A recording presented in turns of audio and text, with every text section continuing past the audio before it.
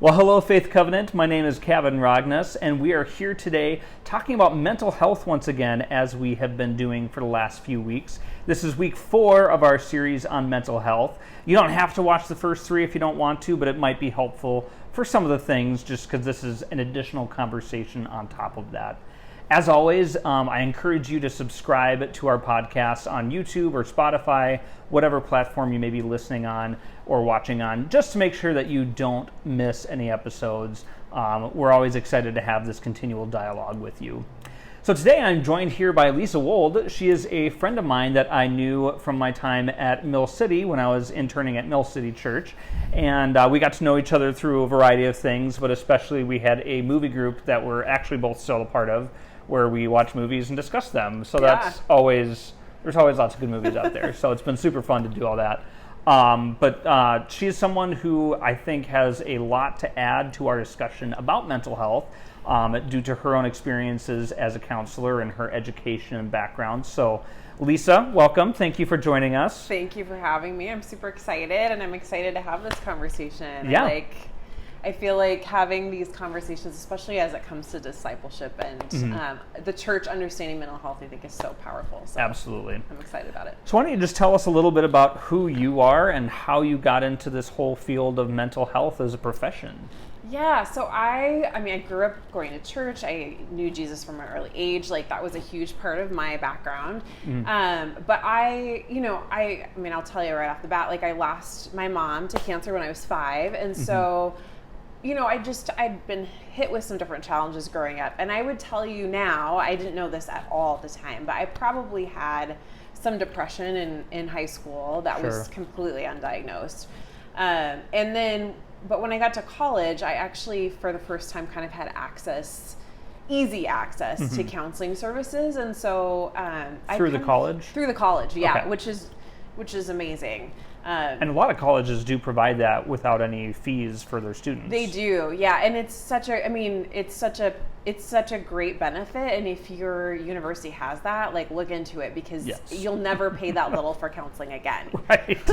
Yep. So I started doing some counseling through there, and I hit this kind of wall where I probably had some low-grade depression before, but I hit this point in time where I really hit a wall, where I was just, I don't even know. It felt like I was underwater, like I was drowning, and I couldn't sort of get my head above water, and I knew I wasn't okay.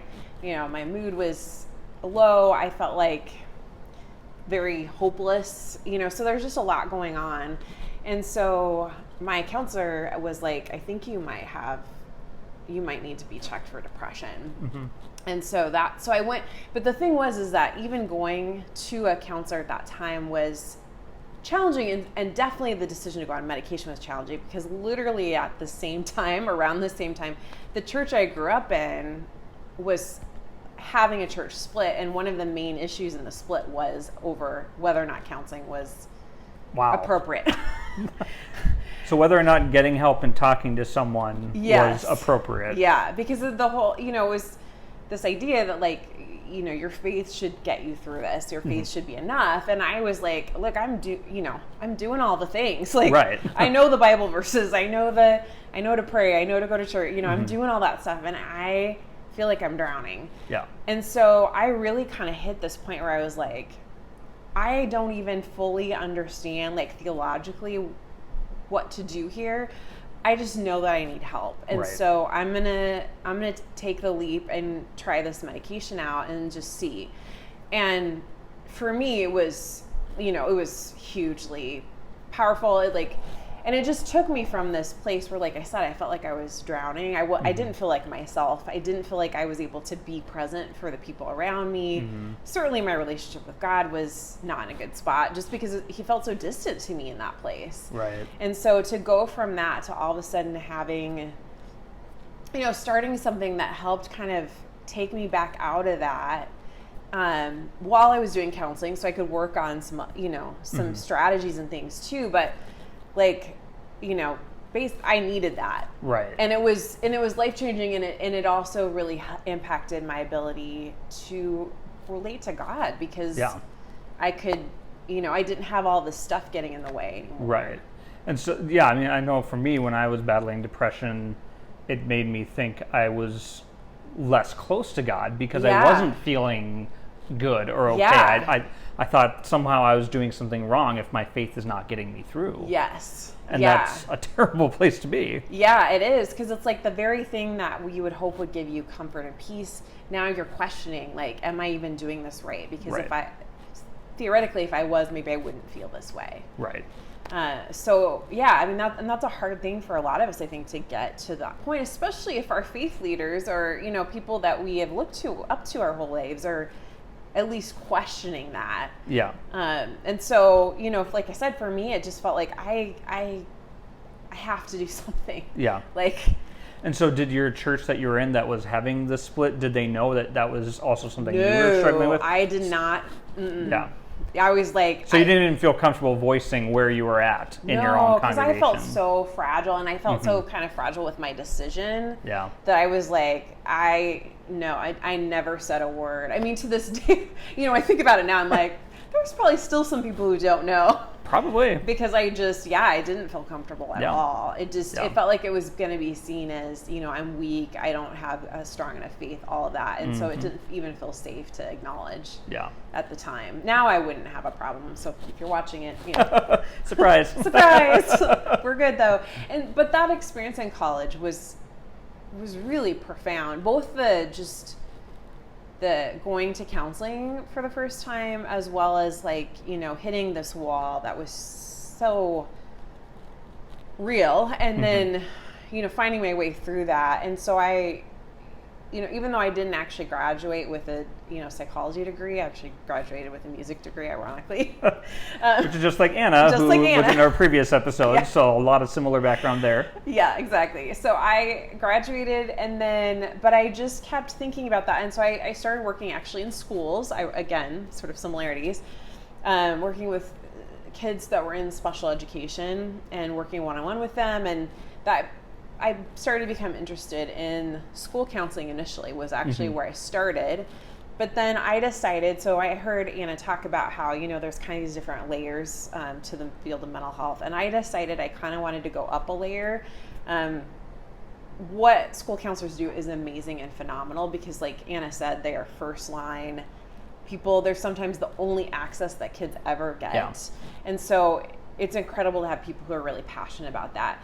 I just realized for me, I wanted to go a little bit more in depth. And so I ended up, I started out in school counseling, but I basically switched my master's degree to community counseling is what it's called. But so that I could work, and then I started working in colleges, which was kind of the best of both worlds because I could go deeper, but I also had some of the academic calendar pieces and just the academic world. So I'm still working in the academic world, but. And so now you work at where? I work at Bethel University. Hey, Bethel. Yep. Providing counseling for students, and we are one of the universities that does offer that. So it's a huge, huge benefit. Yeah, that's awesome. And yeah, it's just really interesting to watch how, this is true of many of the counselors that I've met, they often have some sort of background in having needed counseling themselves before they realize, hey, I want to be that person for someone else. Yeah. And I think it just, when you experience the power of it, it really, if you see yourself as maybe having those same abilities, it that for me was the power of that, and what that first counselor, what she did for me in my life was something that has stayed with me to this day, Yeah. So you work at Bethel. So have you run into those kinds of stigmas that you ran into at your church? Have you run into some of those at Bethel? Either, not necessarily even in the administration, but do you find students battling those kinds of stigmas? Yeah, I do. And I would say, actually, thankfully, our administration is pretty supportive. Like, that's been really nice, is that Bethel is a pretty supportive place around accessing therapy or counseling. But I have run into that with a lot of Christian students who come from different backgrounds that maybe, counseling wasn't seen as something that was okay to do. Or it did mean sort of that weakness of faith, or, the family was concerned about it, or maybe they're okay with counseling, but medication is really concerning. Sure. And so that is something that I run into, and help students like process their thoughts and feelings about that. Mm-hmm.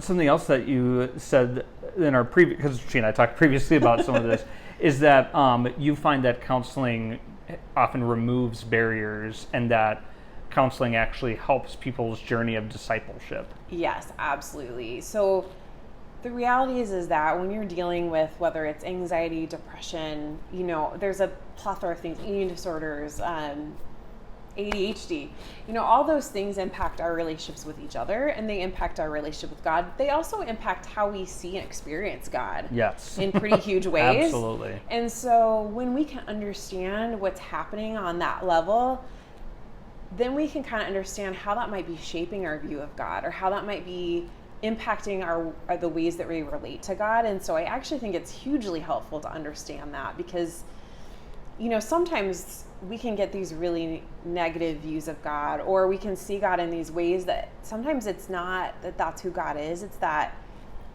we have this lens because of the things that we're battling that sort of colors that picture. Mm-hmm. And when you can remove that, you start to see God in all of his beauty in a really, in a real way. And that's, I think, huge. Yeah. So I've already heard you talk a little bit about how your faith in Christ developed as a kid, and also then developing your counseling abilities. To what extent can you integrate your faith into your counseling while at Bethel? So, at Bethel, it really depends on, the beautiful thing is because I'm at Bethel, I can be overt about it. But it really depends on the student and what they're coming in with. So if that's something that they want, usually, we ask them questions around like, hey, what role does this play in your life? What role does faith or spirituality play in your life? And then I'll ask them like a follow-up, like, would you like that to be integrated? Because I think the power of working with anyone is figuring out where they're at and then working with them there. So, yes, if a student is like, Jesus is central to my life, and of course I want, we will do things like pray in session, or we'll talk about how maybe there are biblical things, we'll kind of take truth and align it with what the Bible has to say around that, like, or how the Bible illuminates that. And we'll do that very overtly. But even if that's not where they're at right now, or they're maybe in a place of wrestling or whatever, I really want to create a safe space for them to do that, where I'm not putting my stuff on them, where they are going to figure out, because their faith is going to be so much stronger if they figure it out and they wrestle through their questions and they go to those places, than if I do that, and I think that's where counseling and discipleship are different, but there is an element of discipleship to counseling. Yeah. Well, discipleship just takes so many forms that, it's, discipleship's hard. I mean, it's in everything, every aspect of Christian life. Any Christian relationship has some level of discipleship in it. Yeah. Which is always interesting. Well, now that we know a little bit more about Lisa and her background, it's time for us to talk a little bit more generally about some mental health terms and some of the things that you might see or hear in terms of treatment. So in previous episodes with Anna, we talked about mental health as something that interrupts your daily life. So a level of distress or depression or anxiety that interrupts and limits in some way your daily life. Is that a definition that resonates with you? Is there another way that you think about it? Yeah, I mean, I think it's often either like a cluster of either symptoms or like things that are happening in your mood, behaviors, that when they wrap them together, like they're impacting your functioning, and not just and I know you guys hit on this, but not just in a like one day or this 1 week, I had a hard week, but in a there's been a repetitive pattern of this that's been going on for a while. And the golden standard really is it impacting your ability to function? Are your major life roles getting disrupted in some way? Yeah. And I like what you said about it's a cluster of symptoms, because sometimes the list of like depression symptoms is really long. You don't have to have all of them. Right. like that's for me, that's part of why I felt that depression didn't fit me, is because I looked at this long list and I was like, well, I can still get up in the morning and go about my day. Yes. I'm not laying in bed all day, so therefore I must not be depressed enough to need help. Totally. Yep. And that's, I think, too, we also have these pop culture pictures of what different things, movies and things will, they have this very specific picture of what depression looks like, which is you're laying in bed all day, right? Yeah. And I was the same way. Like, I got up every day and I was very functional, but except that functional as far as like my life roles, but not functional in that I was breaking down when I was away from people. I wasn't sleeping, like that kind of stuff. But yeah, and I think the other thing that can happen too with the way pop culture can talk about this stuff is that, I like to organize my socks, so I have OCD. Well, no, you don't have OCD. OCD is actually a very disruptive condition, and the people who have it know that. Like, it's exhausting, it's anxiety, it's all these things. So having just one thing that you do that kind of sounds like this one disorder doesn't mean that you have the disorder. Right. So I think that's helpful to know. Yes. And so then one of the things that we talked about too in our previous conversation, and I talked a little bit with Anna as well, but you kind of note the difference between like biblical counseling and licensed counseling. Yeah. What are some of the differentiations there? Yeah, so you can run into this term as you're going to maybe different churches or hearing from different Christian leaders speak. So it is helpful to kind of know what they mean by that. So a lot of times there was this kind of bifurcation that happened where biblical counseling is kind of considered people who use primarily the Bible as a way of helping people through struggles that they're dealing with. Sure. So, but, or Christian disciplines, but, Bible reading, prayer, that kind of thing. And they also may be sitting and listening and pointing out some things that they're hearing, but it's primarily based on what does the Bible have to say about this and how do we apply that? Sure. Licensed counseling is a bit different in that while we can still, I would say that I integrate biblical truth into what I do, but I'm also, pulling from, and we get trained in kind of the whole gamut of like mental health resources. And so sort of the science-y side of things, as well as this sort of, and I went to Northwest Nazarene, which is, does have some integration pieces to it. It is a Christian university. So it had, it did some integrating, but it also had us learn all the different theories of counseling and the strategy, all that kind of stuff. The other thing with licensure is, so to be a Christian counselor, a lot of times you don't have to go through like formal testing, or you don't have to get a specific degree, that kind of stuff. And for a licensed counselor, you do. So you have to have a specific degree from an accredited school, and then you also have to usually take some tests. They're not very fun, but they're just trying to make sure you have a base level of knowledge that you're operating out from. And I think, there's pros and cons, honestly, with licensure, but one of the pros to you as the person who's receiving counseling is that you do have protections.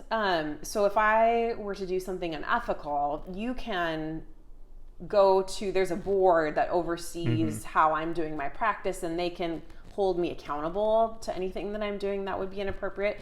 And you may or may not have those kinds of things if if a counselor doesn't have a license, we'll put it that way. Yeah. Or if anybody who works in mental health isn't working in a licensed. Right. Yeah. So those are kind of the differences, and it's helpful to just know so that when people throw those terms around, you kind of know what they're getting at. And that's not to say that biblical counseling is not good or not worth it at all. They're just somewhat different things. Yes. You use different techniques and that sort of thing. Yeah, absolutely. And like, for example, I have a certification to do premarital counseling. That is not the same kind of counseling that we're talking about. Right. That's just working through, that's just a whole different thing. Yeah. And biblical counseling, again, is wonderful, and it can be oftentimes a great resource to supplement licensed counseling. Yes. They can go hand in hand in a lot of cases, too. Yeah. So with that, there's kind of a difference between what you would say is your toolbox as a counselor versus like maybe me, a toolbox that I have as a pastor. But one of the things you said before was that all truth is God's truth. Yes. Tell us a little bit more about that.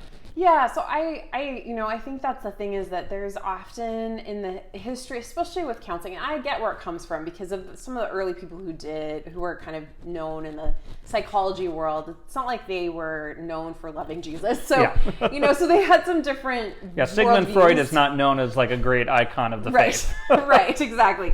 So there was a lot of tension. There's been a lot of tension between like science around this and then sort of like, okay, but what's this Christian or scriptural worldview? And so I think then that's made there's been tension there. And so it's been, I think, a lot of times in churches, and this, I think what was happening in the church where I was growing up, is feeling like, this is secular, this is not from God. But the reality is that just like a medical doctor, and this was your example, but like there are things that you can learn about how our bodies work, about how God designed us, about how our brains work, about how the chemicals in our bodies work. That is truth. That, God is the originator of all truth. So so we can learn about the brain, we can learn about the body and how those pieces all fit together, and know that by doing that, we are honoring God and we are learning about how God designed us. Mm-hmm.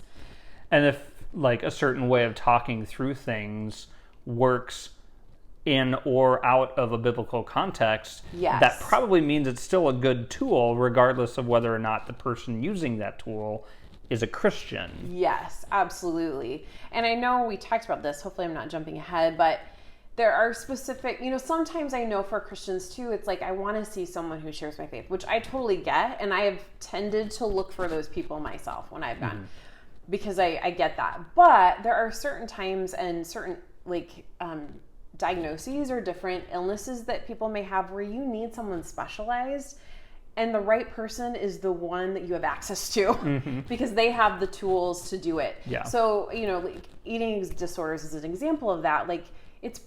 There's not very many Christian-based eating disorder clinics, and the ones that exist are very expensive. Yeah. That's just a reality. And may not be local to a person. And may not be local, and probably are not local.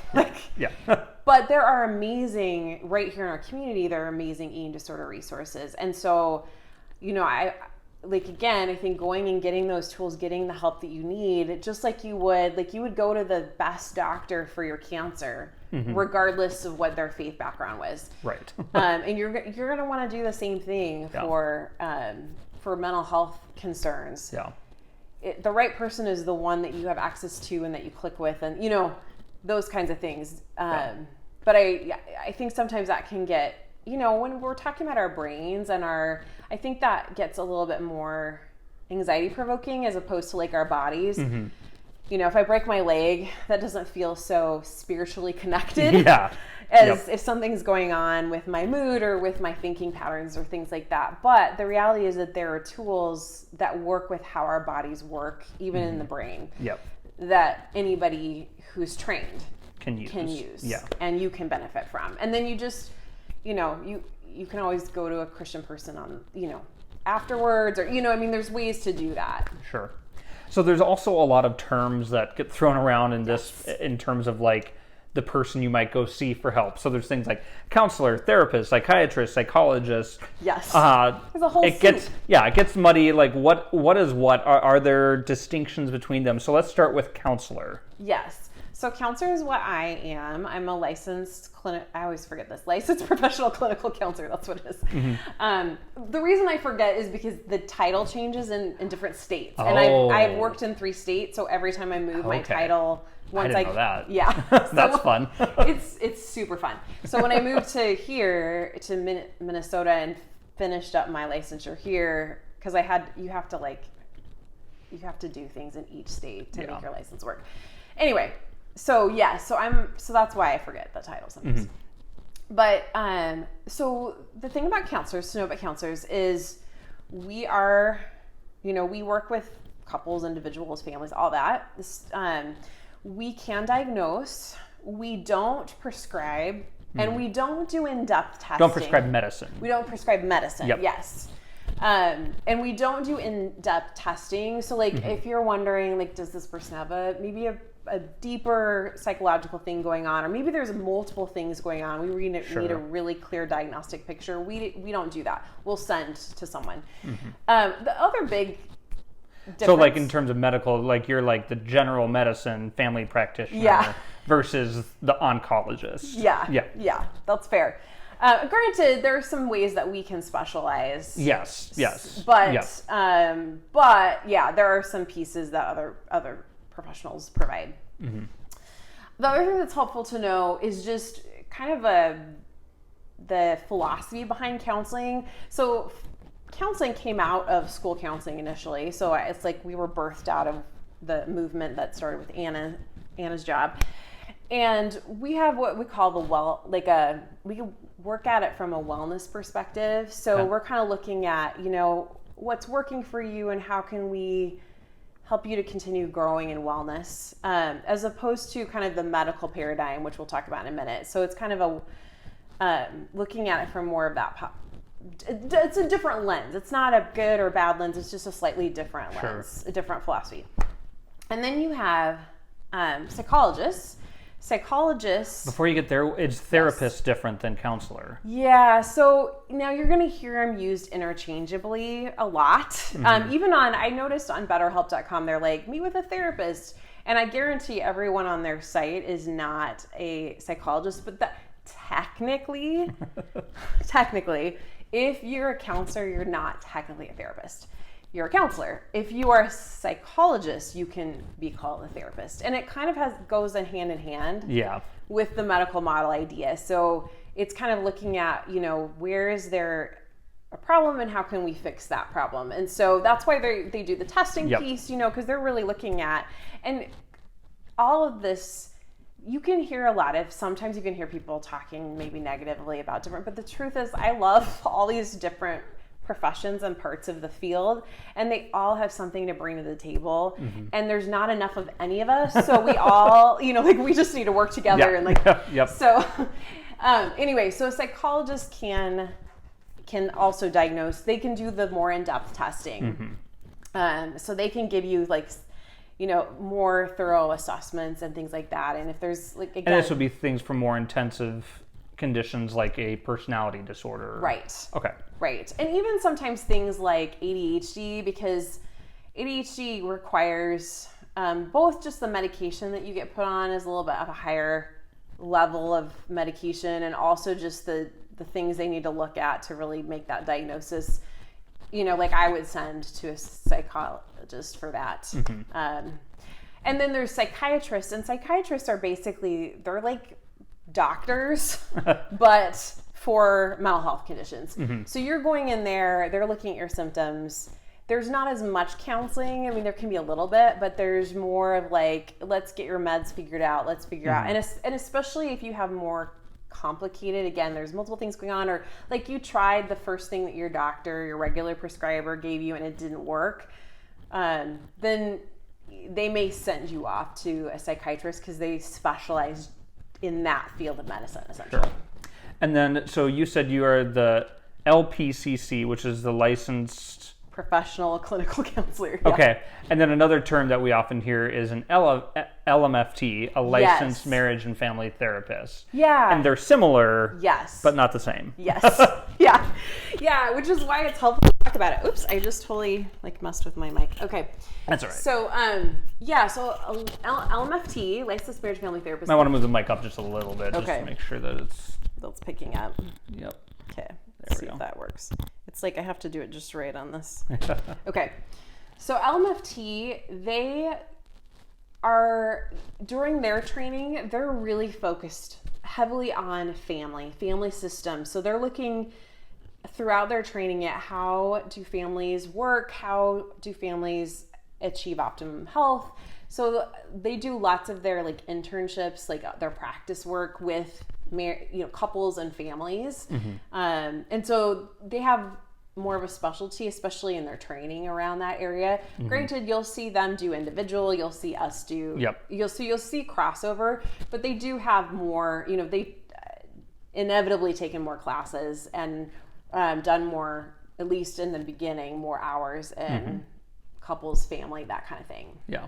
So just for some context, the counselor that I see that I often refer to as my therapist, again, that interchangeability. Yes. Mine is an LMFT, a licensed marriage and family therapist. Yeah. So even though in theory he focuses more on those family dynamics, as a single person, he still has plenty to offer me. And I mean, like for plenty of single people, it's still a lot of what they need to talk about still has to do with families anyway. Yeah. Not to say that my family's terrible and has ruined me or anything. That's not what I'm saying. But so how my medication journey worked is that I'd gone to a few sessions with that counselor, who I often, again, refer to as my therapist, but he's an LMFT, a licensed marriage and family therapist. And so after a few times of talking with him and talking about what medication might look like, he was not able to prescribe a medicine. He was able to diagnose me with dysthymia, which is a form of depression. Yeah. But then I had to make a separate appointment with my general practice doctor. And then, I talked to them a little bit and got a questionnaire. And then they were the ones who prescribed me the medication. Yeah. And so that's a similar thing that a patient with you would do. Yes. Is you would maybe talk to them and say, you might be a candidate for medication. Yeah. Here's some other resources that you might go to for that. Absolutely. And the nice thing about when I've worked at university is sometimes the first stop can actually be our own health center, but we'll talk about their insurance and things like that just to help them think of options of where they could go. But and the nice thing about your primary care doctor is they're the easiest to get into. Yeah. So they're a good first step. Yeah.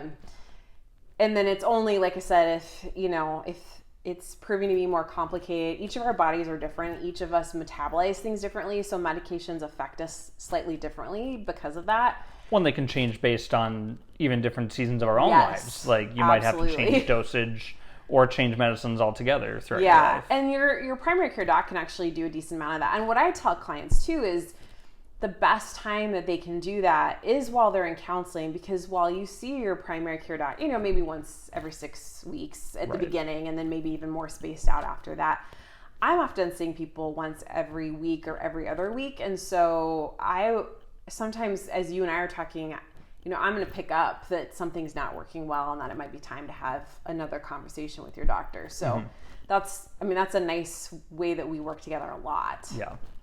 So then if a person's just getting to the point of saying, I think I need to check out this whole counseling therapy thing, whatever you want to call it, how do they start? Like, how do they find a counselor or a therapist? Yeah, so I think the first thing to do is just kind of look around for possible referral options. So talk to your friends that you trust, or family members that you trust.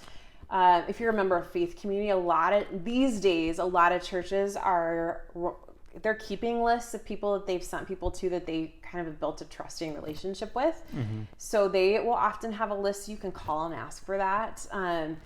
You can also, I always say check your insurance. Gosh, I gotta stop playing with that. Maybe just get it a little bit more. Yeah, maybe so that where it's not getting under the clothing. So I'm wearing a necklace, as you can see, and I just keep hitting it. So, right. So yeah, I think checking with people that you know, or communities or that you trust, is a great first place. Oh, I was going to say, work with your insurance. Check with your insurance. If you've got insurance, you might as well benefit from it. And so, see who they have on their list, and then you can always cross-reference that with other lists and go, hey, this would be a good, this could be a good option. So that's where I would say to start. Yep. And I even just Googled Christian counselors, Twin Cities area or something like that. Yeah. Because at the time I didn't have a lot of people. I didn't think I had connections to people who could recommend one for me. So I just kind of drew one out of a hat and it worked. Yeah. And and the nice thing now is that so many of them are online, and typically online, or they have a web presence of some kind. So you can actually read, see their little picture and read their about me and kind of get a feel. So that can help you too if you're kind of going into it more cold like that. Yep. So a particular practice may have several different therapists, counselors, and they may have different areas of expertise. Like when I was looking through, I saw, expertise in family situations and teenage situations. Some people had expertise in eating disorders. Yeah. Others didn't. And so, I mean, knowing what you need help with is really helpful for finding that fit. Yeah, because they will say on many of the websites, like, these are areas I like to work with, or I have specialized training in this. And so if you know, like, hey, someone who really works with family of origin issues, or somebody who really gets anxiety, or, you know, you're going to look for those terms on their webpage and find people who click that way. Mm-hmm. And so then, if a person's wanting to find a faith-based counselor, are there options for that too that are covered by insurance? Typically, I think a lot of insurance they cover a variety. So I think you just, again, need to look, and you can also call, like, if there's a faith-based place that you found, call them. Even if their website says, I still recommend calling, because you just don't want to get that wrong. Yeah. But typically their front desk person, whoever, they're going to know what insurance they take. And so you can just ask them, like, just to be super sure, but yes, they do. Yeah. And like we mentioned earlier, if you need really highly specialized care, you may want that Christian perspective, and that's great if you can find it, but it's going to be fewer and further between to get to that, both financially and geographically. And, you know, again, especially, you know, I was thinking about this actually on the way over, is that, you know, we talk about mental health, and there's a lot of us who are just maybe not functioning as optimally as we could, but there are places too where where certain mental health conditions are life and death. Yeah. And you want to intervene quicker, you know? Yes. And so again, not letting, okay, this person maybe doesn't have my same faith background.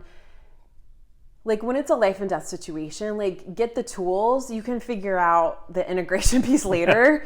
Like, you know what I mean? Because I think sometimes we hesitate, and then it's like, no, but this, and I think it's harder to tell, like, when we're hemorrhaging blood at the ER, you know, you're going to get in with the first doctor that can see you, right? Sometimes we're in that space emotionally or in our mental health, but because it's not visible, we can kind of take it for granted that the person's more okay than they are. Right. And so I think that's my whole thing, is like, sometimes time matters, and you want to get in with someone who knows what they're doing, and you can figure out the faith integration piece as you go. And maybe that's where you are doing both the biblical counseling and the licensed counseling, because maybe you don't have access to a faith-based licensed counselor, but you can also talk to your pastor at the same time. Sure. And I think, there can even be a difference between pastoral counseling and kind of the idea of sort of what biblical counseling sometimes can look like. But yes, definitely, like, you know, you can talk to your pastor about, hey, this is what I'm wrestling with, or this is where I'm having questions about how my faith and this sort of journey with mental health are rubbing up against each other. And, you know, hopefully your pastor's been around enough to know how to talk speak to those things, and you know, give you some spiritual reassurance even as you're working through this stuff. And I will say too, to anybody who's at Faith Covenant, our pastoral staff is very supportive of people taking care of their mental health through any of these means that we've been talking about. So, which is so huge. Don't feel like you can't talk to us about anything, or don't feel like you're ignoring us or leaving us out of the loop if you go see a therapist or something like that. Yeah. We'll be happy for you. Like, we'll help you find a therapist. Like, and I feel confident enough, you know, to know, like, even with, like, at Mill City, it's the same way. Like, you know, there's such a good, which I think is what I like about, you know, I appreciate that churches are open to that, you know, and supportive in that way. So then how do you know like in a therapy session, like if I'm going in for the first time, what do I need to look through to know, like, is this the right fit for me? Is this the right therapist? What can I expect on my first visit? Such a good question, because I think the first visit is often I had no idea so what scary. to think. I was like, oh, how does this work? Like, am I just going to go lay down and, like, right? they're going to be like a little pendulum? Yeah, no, it's such a good question because it's scary and it feels very like vulnerable. And so that's one of the first things I say is like, thank you for like, I know what work it took you to get to this room today. So, or, online or whatever you're doing.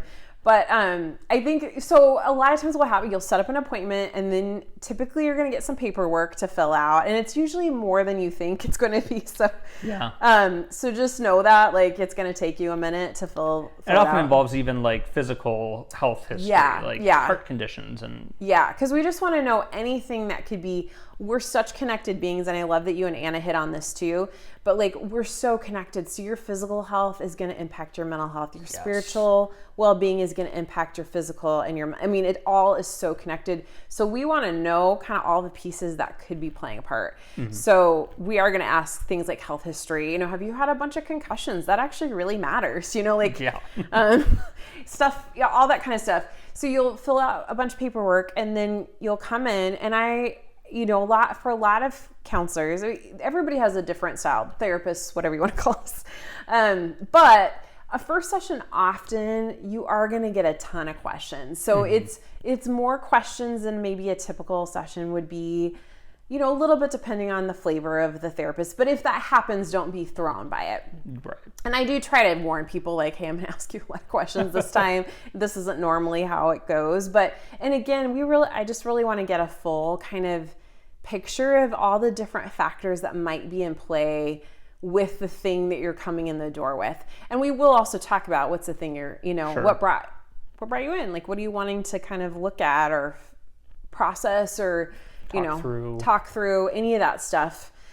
And so we'll kind of go through that in a first session. And then from there, and I will often, and again, this can look different from counselor to counselor, but I will often at the end of that first session then kind of just summarize like, hey, as we've talked and I've heard kind of your story, it sounds like it could be really helpful for us, if I could help you figure out some of the things that are causing anxiety for you, and then for you to learn some tools to really manage that. Does that sound good to you? Does that sound like what you're looking for? So for you as the person who's in the room, the things you're looking for in a first session is you may not fully trust this person. You're not going to give them maybe every detail. That's okay. We expect that. But you just want to get a feel for like, is this person a good listener? Like, does it feel like they, are they tracking with me as I'm telling them the things that I'm telling them? How do I feel like this connection is? Do I feel like over time this has possibilities for me, maybe trusting, or, do I feel this connection with them? Those are kind of the pieces that you want to see in that first session. If you're not feeling that, if it just doesn't feel like it's a good fit, or it's like the personality just rubs you weird, or the other thing that happens sometimes through no fault of you or me is I remind you of someone who drives you crazy, right? And so that's okay. And the thing I think most counselors want people to know is like, if I'm not a good fit for you, that's fine. Like, I'd rather you get in the place where you can get the help and the support you need than, it doesn't have to be with me. And so I always want people to know, like, whether it's after that first session or whether you try 3 or 4 and go, nope, this is just not the right person. And you can just let us know, and you can try somebody else. And that's totally okay. My ego is not on the line with that. I've learned that because we just click with different people, Well, it's just like a friendship. Like, you're going to be closer to some people for no apparent reason than you are to other people. And like, that's fine. Yeah. And sometimes you'll go to somebody who's just blatantly not right either. They say or do something and you're like, ooh, like, and that's, or they're more telling you what you feel instead of listening to what you feel. Yeah. Which can happen. Or they kind of slide into advice giving where it's like, and you're like, wait, I don't think you really got my full, Yeah. So I think just any of those things, if it doesn't feel like it's going to be a good fit for you, please feel free to, to go to someone else. After that first week, I think then we're spending time kind of I think the beauty of the therapeutic relationship is this is a safe space for you to bring in whatever it is that you're needing to talk about, process through, understand better, whatever. And all of its messiness and all of its maybe even lack of clarity even to you. I think sometimes people struggle with like, I don't even know what words to put to it. And I'm like, that's okay. We can meddle in the mess. Yeah. And it's going to start to come together. Yes. Yeah. And it's like, and it's so powerful for you to just have a space where it's non-judgmental, where I try as much as I can. I like that Anna said this too. Like, we do the best we can to be as unbiased as possible because we don't have skin in the game, but just to let you kind of have a space to really explore, understand, and then also to highlight, things that maybe we're noticing as we're meeting with you, or patterns or things you might not have been aware of that as you're talking start to come out. And so, but helping you through those counseling goals we've kind of established even in the first time that we meet. Granted, those can change over time.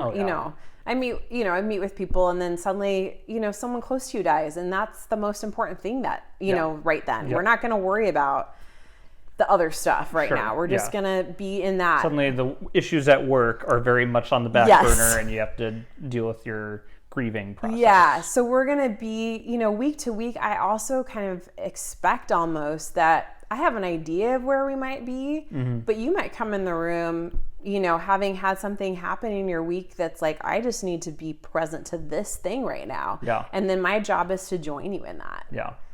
So that you can process that through. And that's kind of something that's really interesting, I think, in both talking to you and to Anna. So much of the work of therapy is determined by you. Yes. The amount that your therapist can help you is the amount that you are open to being helped, and the amount that you're willing to be honest about yourself. Yes.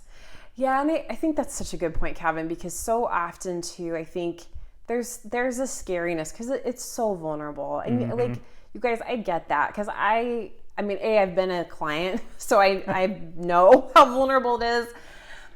So it takes time to build trust, but also recognizing like, you're not going to let us, I think sometimes too that we start to, and this can actually be a clinical issue, but you're starting to take care of your therapist, or you have this idea of like, I don't want to let her down, or I don't want, or they're going to be mad at me, or they're going to be disappointed in me, or all that kind of stuff can come in, and then you can start to hide stuff. But like Kevin, you just said, like those things are actually often the most important things to bring in the room, because then we can be present with you even as you're sitting in those feelings of like, and hopefully be a presence of compassion and grace and all those things as you're wrestling with those parts of yourself you don't even like. Yeah. And it can be so hard to bring those pieces to someone else when you don't even necessarily appreciate those things of yourself. Yeah. One thing I've noticed too about therapy, especially I noticed this at the beginning of my time in therapy, was that it almost hurts more at first, because maybe even though you're battling depression or whatever, you're doing whatever you can to cope and get through the day. Yes. And so you just kind of ignore it or gloss over it or just fight through it. And then you get into therapy and suddenly you just open the wounds wide open. Yeah. And healing is really painful work sometimes. Yeah. Like if you break a bone, you have to reset that bone, and I'm told that hurts. Yes. I don't know. My siblings know all about that, but especially my sister. She's had 5 broken arms. Oh my goodness. Yeah, she knows. Yeah, that's a whole other thing. But sometimes those first sessions just are so raw because I've just been trying to like get through it and do whatever I can to get through my day, and I've needed to do that. Perhaps. Yeah, absolutely. But now suddenly I'm like, oh, I'm confronting this. I'm really understanding how deep this goes into me. Yeah. And you're so right. I'm glad you said that, because I think that surprises people sometimes. Now, granted, and I forgot to say this earlier, but the first time that you see a counselor, you're going to get a piece of paper that most of you have never read, but you signed it.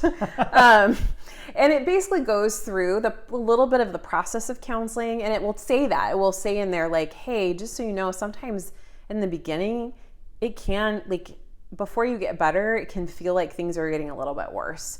That's actually a normal part of the process, but we don't want you to be surprised by that. It also goes through your rights as someone who's in counseling, what you can do if something goes south in the counseling experience. Read the piece of paper. It actually protects you, and it gives you some good information.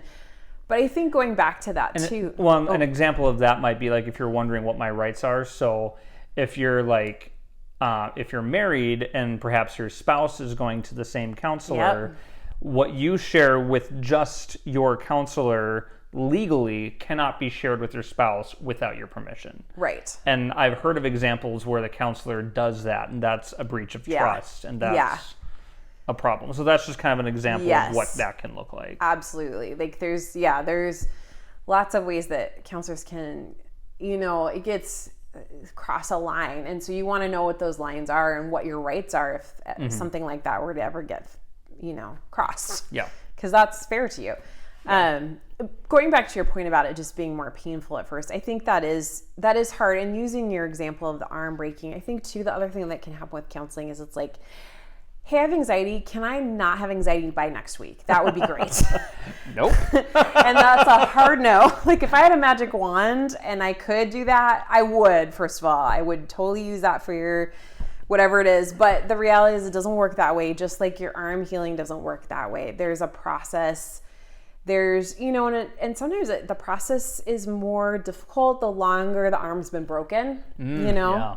So sometimes that comes into play.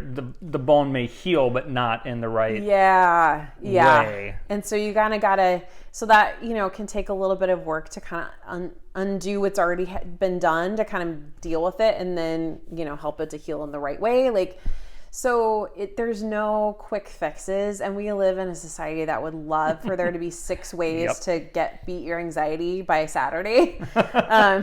And that's just, it's not a thing. I wish it was. There's things that we can do that can help for sure, but I think there can be this expectation sometimes, even if we don't fully verbalize it, that like, if you could get this done for me by my presentation at work next week, that would be amazing. Yeah.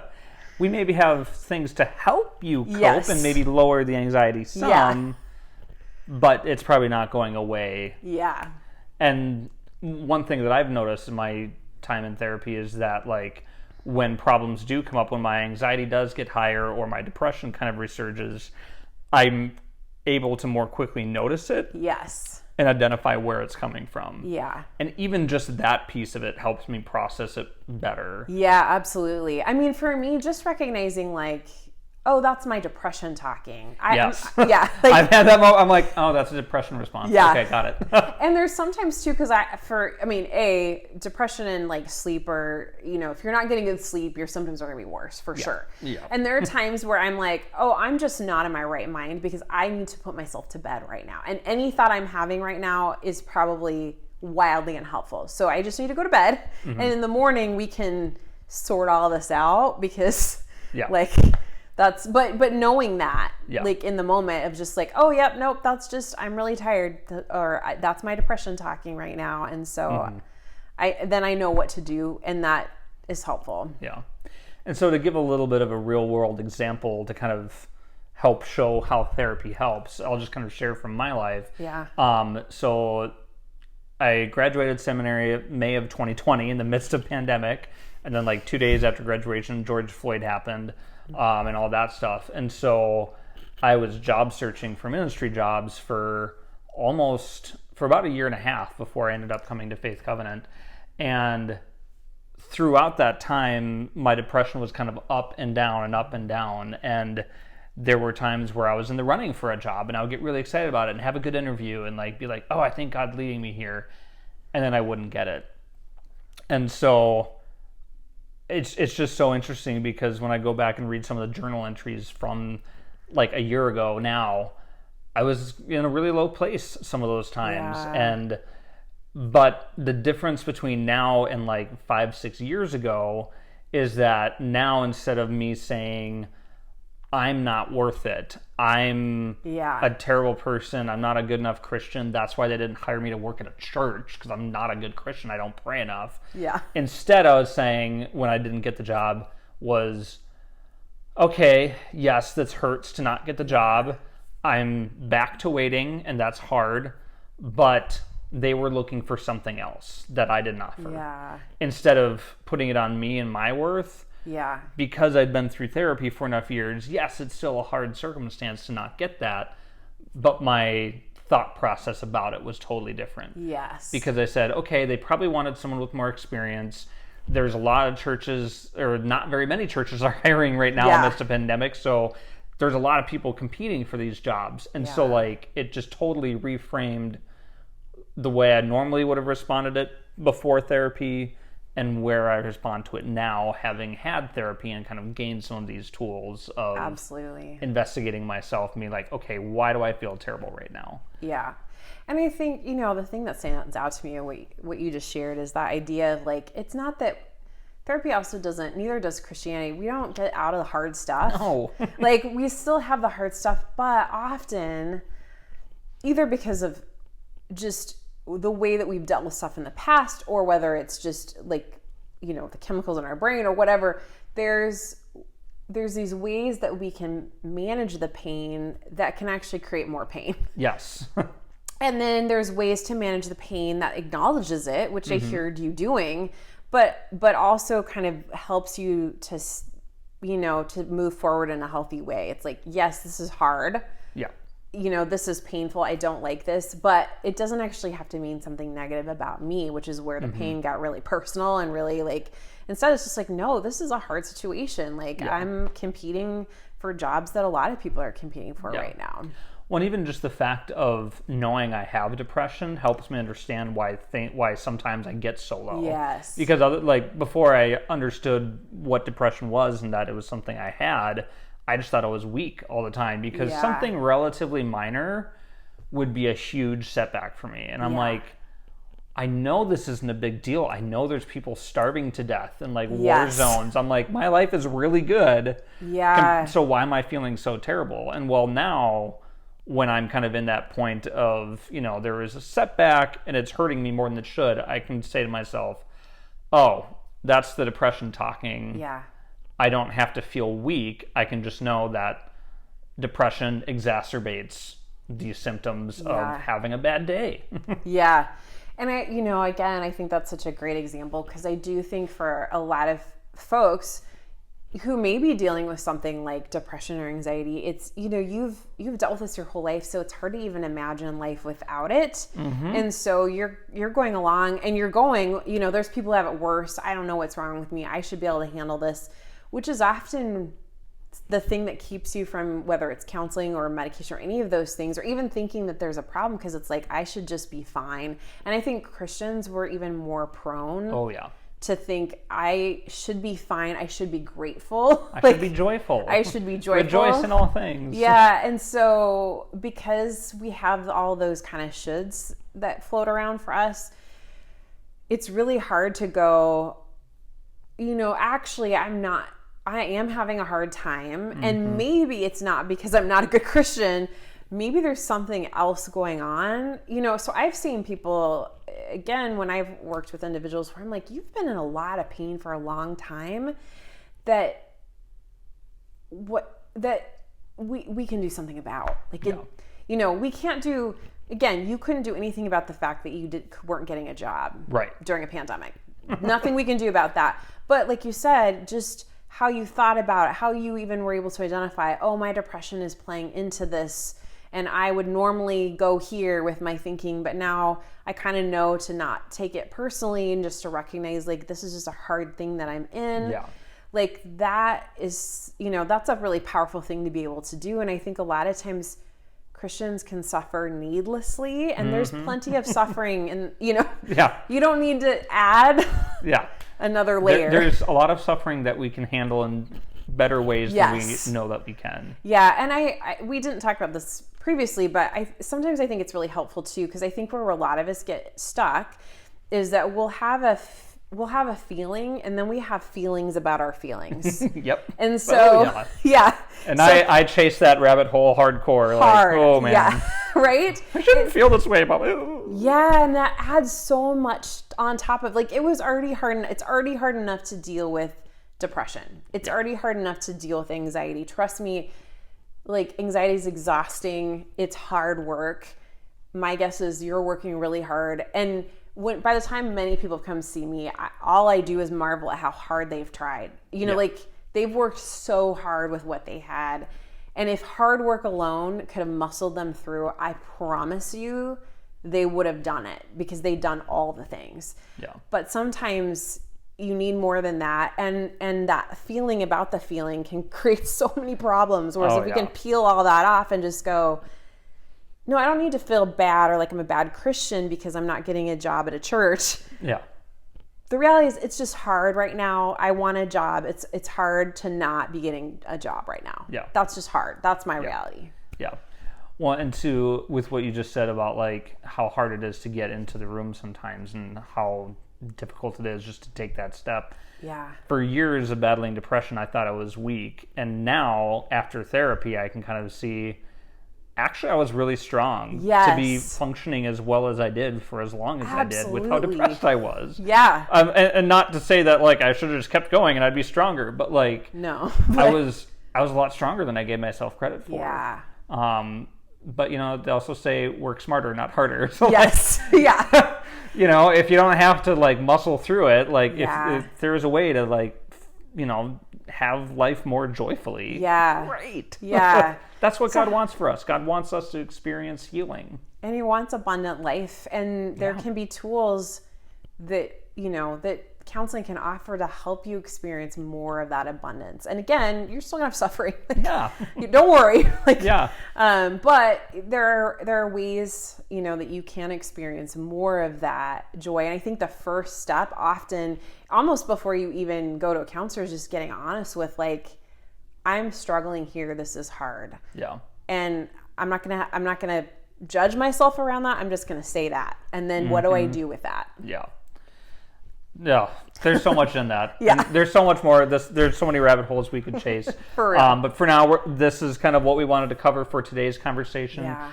Next week, we're going to be talking to Lisa once again. And next time, we're going to be delving into trauma, which is its whole other thing, and is often deeply interrelated with questions of depression and anxiety. And faith. Oh, yeah. For sure. There's a ton of aspects of trauma. So we'll be delving into that. So I hope you stay tuned for that. We're very thankful for Lisa, for you coming in and sharing with us today. Yeah, thanks for having me. I'm super, like I said, I like having these conversations. I think the church, as a church, if we can talk about this stuff and understand this stuff, especially as we're in these waters post-pandemic, and there's a lot of, a lot of mental health. Post-pandemic yet? That's fair. Yeah, we're in a certain phase of the pandemic. I don't know. Yeah. But as we navigate... We're in the acceptance phase. Yes. Yeah, that's probably true. Yeah. Or maybe bargaining. I don't know. We might still be in bargaining. Yeah. We're not quite to hope, but we'll get there. Yeah. But I think, there's a lot of people who are struggling with mental health, and the more that we can talk openly and honestly, especially as a church, and Kevin, thank you as a church leader for modeling that, because I think that's so powerful. There's, I can say things as a counselor, but when you say it as somebody who works for the church, it carries a different weight. Well, and that's, I've I've noticed that I've grown the most from other people's vulnerability. Yes. Because they've empowered me to be vulnerable. Yeah. And there were so many things that I was not going to work through unless I was vulnerable enough to do it. Yeah, absolutely. I'm thank you for appreciating that, and that comes from me seeing that example in others. So but yeah, such a wide-ranging conversation, and we'll be delving into it more next week. So please make sure that you share this with anybody who needs to see this or hear this today. And as always, have a wonderful day.